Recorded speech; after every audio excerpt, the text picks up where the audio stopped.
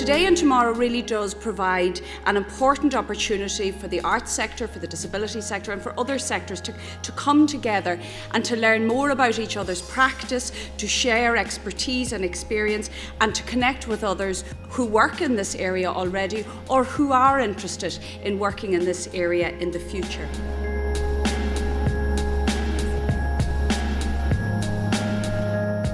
I think it's really essential that we avail ourselves of opportunities like today to reach out and connect with other people who are doing similar work to us, whether that be artistic work or whether that be as leaders or advocates for the arts.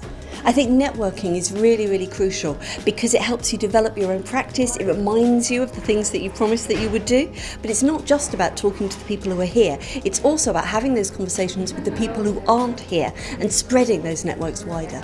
I found that we just scratched the surface of a lot of big topics, and you could tell from the audience as well that a lot of people's points of views were being changed and questions were being asked that hadn't been asked before or things that people hadn't thought about before. So I think it's kind of woken a lot of people up to big issues.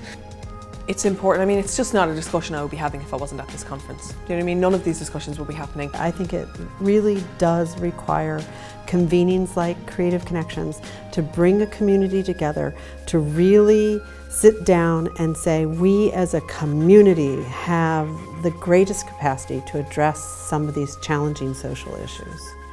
I think it really rejuvenates you and energises you and gives you new ideas, because I think you know, the work can be very isolating and it can feel as though, you know, you're the only person doing what you're doing. Oh, I think it's hugely important. I think the way that things move forward is that we learn from each other, that we borrow from each other. To share our knowledge as well. We all have very different bits of knowledge that we've just stumbled upon that aren't written anywhere.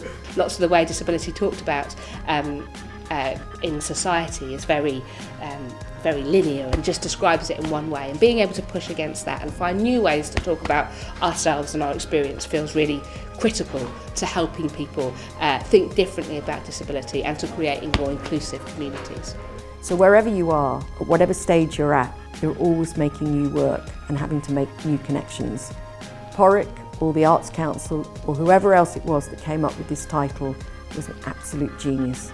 Creative Connections is what it's all about.